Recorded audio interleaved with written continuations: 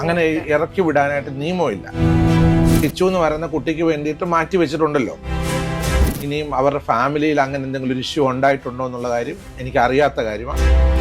രേണു സുധി ഇവിടെ ഇല്ല. അവരുടെ ജോലിയുടെ ഭാഗമായിട്ട് അവർ യാത്രയിലോ മറ്റു കാര്യങ്ങളിലോ ആയിട്ട് അവർ ബിസിയാണ്.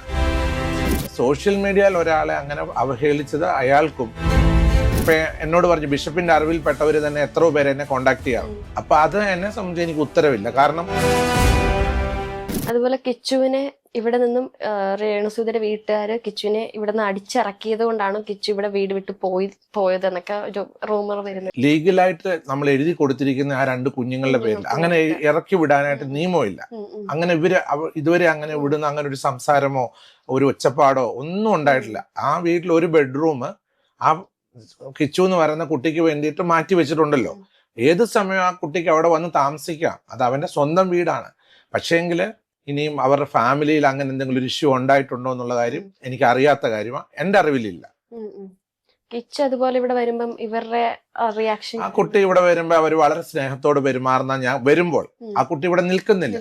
വരുമ്പോൾ അവർ സ്നേഹത്തോടെ മിണ്ടുന്നൊക്കെയാണ് നമുക്ക് മനസ്സിലാക്കാൻ പറ്റുക. അല്ലാതെ അവിടെ ഒരു വഴക്കോ ഒച്ചപ്പാടോ ഒന്നും ആ വീട്ടിലുണ്ടായിട്ടില്ല. മാത്രമല്ല അവരുടെ വീട്ടിൽ പാട്ടും പ്രാർത്ഥനയും കാര്യങ്ങളുമായിട്ട് അവരൊരു ആത്മീയമായ രീതിയിൽ പോകുന്നതാണ് അവരുടെ പേരൻസ്.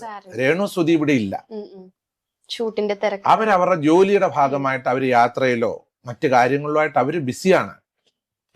അവരുടെ പേരൻസ് എന്ന് പറഞ്ഞവരിവിടെ താമസിക്കുന്നു. സന്ധ്യയാകുമ്പോൾ അവിടെ പ്രാർത്ഥനയുണ്ട്.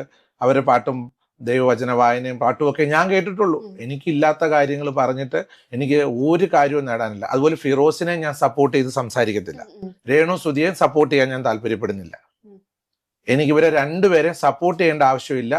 ശരിക്കുള്ള വീഴ്ച അത് ബിൽഡിംഗ് കൺസ്ട്രക്ട് ചെയ്ത കമ്പനി ഏതാണോ ആ കമ്പനി അവർക്ക് കൊടുക്കണമെന്നാണ് പഞ്ചായത്തിൽ നിന്നും പറയുന്നത്. അവർ പല പ്രാവശ്യം ഇവിടുത്തെ കൗൺസിലറുമായിട്ട് ബന്ധപ്പെട്ടു, ഇവിടുത്തെ വാർഡ് മെമ്പറുമായിട്ട്. അപ്പൊ മെമ്പർ പറഞ്ഞു കംപ്ലീഷൻ സർട്ടിഫിക്കറ്റ് ബിഷപ്പ് ഇതുവരെയും പഞ്ചായത്തിൽ സമർപ്പിച്ചിട്ടില്ല. പെർമിറ്റ് കിട്ടിയിട്ടുണ്ട്, ബിൽഡിംഗ് പണിയാനുള്ള പെർമിറ്റ് കിട്ടി. അവർക്ക് ഇലക്ട്രിസിറ്റി ഉണ്ട്, എല്ലാ സംവിധാനം അവിടെ ഉണ്ട്. അവർക്ക് കിണറ്, വെള്ളം, എല്ലാ സംവിധാനമുണ്ട്. പക്ഷെങ്കിൽ ആ വീടിന് നമ്പർ കിട്ടുവാൻ താമസമായി നിൽക്കുന്നത് അവരുടെ കംപ്ലീഷൻ സർട്ടിഫിക്കറ്റ് ഇതുവരെ പഞ്ചായത്തിൽ സമർപ്പിച്ചിട്ടില്ല. അത് എന്തുകൊണ്ട് കൊടുത്തില്ല, കിട്ടിയില്ല എന്നുള്ളത് എനിക്ക് അറിയത്തില്ല. അത് രേണു സുധിയുടെ ഫാമിലി ഈ ബിൽഡേഴ്സുമായിട്ട് ബന്ധപ്പെടേണ്ട കാര്യമാണെന്നാണ് എനിക്ക് കിട്ടിയ അറിവ്. അങ്ങനെയാണ്. ഇനിയിപ്പം മുന്നോട്ട് ഫിറോസിന് ഇത് നല്ലൊരു നെഗറ്റീവ് ആയിട്ടാണ് ഫീൽ ചെയ്തേക്കുന്നത്. അപ്പം അതിനോട് എന്താ അച്ഛന് പറയാനുള്ള?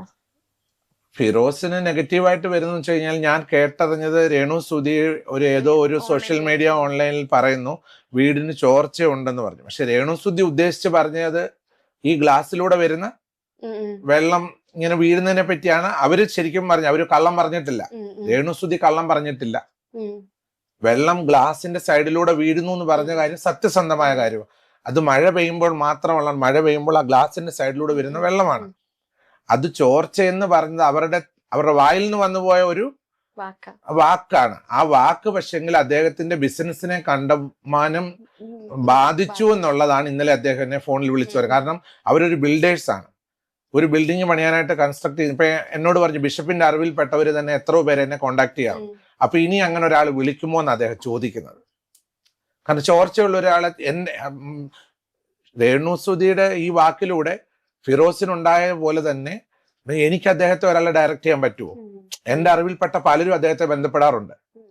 ഈ പല രാജ്യങ്ങളിലുള്ളവരാ ഞാൻ പറഞ്ഞത്. എന്ന് വെച്ചാൽ വിദേശത്തുള്ള പലരും ഈ KHDC എന്നുള്ള രീതിയിൽ ഇദ്ദേഹവുമായിട്ട് ബന്ധപ്പെടാറുണ്ട്.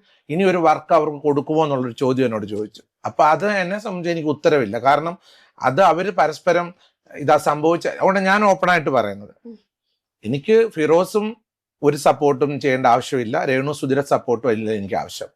ഞാൻ നിഷ്പക്ഷമായിട്ടാണ് പറയുന്നത്. നമ്മുടെ വായിൽ നിന്നൊരു വാക്കുപിഴ വീണു. ആ വാക്കുപിഴ വീണതിന്റെ സത്യാവസ്ഥ എന്താണെന്ന് എനിക്കറിയാതെ ഗ്ലാസിന്റെ സൈഡിലൂടെ വീഴുന്ന വെള്ളത്തെ പറ്റിയാണ് ആ രേണു സുധി പറഞ്ഞത്.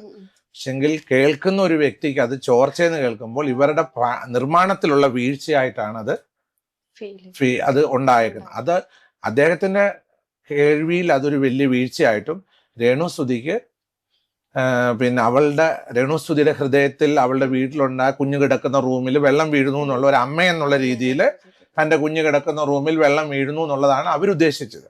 അപ്പൊ രണ്ടും ഇത് ഒരു സോഷ്യൽ മീഡിയ വഴി തീരേണ്ട കാര്യമല്ലായിരുന്നു. ഇത് 2 പേരും കൂടെ ഒന്നുകിൽ ഇവർക്ക് പറയാനുള്ള കാര്യം, രേണു സുധിക്ക് പറയാനുള്ള കാര്യം ഒഫീഷ്യലി ഒരു കത്തെഴുതി വാട്സാപ്പ് ചെയ്ത് കൊടുത്താൽ മതി.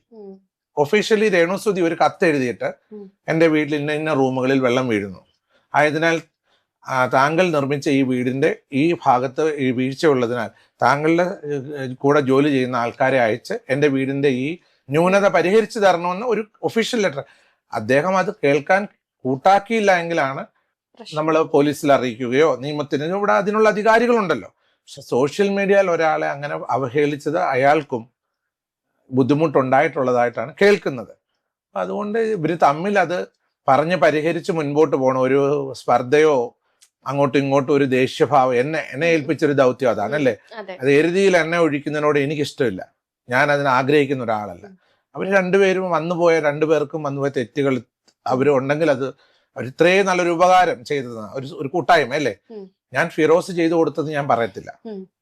KHDC എന്ന് പറയുന്ന ഒരു ഫേസ്ബുക്ക് കൂട്ടായ്മ, അവര് ചേർന്ന് ഈ വീട് പണിതു. ഫിറോസ് അതിന് നേതൃത്വം വഹിച്ചു. ഫിറോസ് അതിനകത്ത് കൂടുതൽ പൈസ മുടക്കിയിട്ടുണ്ടെന്ന് അദ്ദേഹത്തിന്റെ ഇന്റർവ്യൂസിനകത്തൊക്കെ കേൾക്കുന്നു. അത് നല്ല കാര്യം.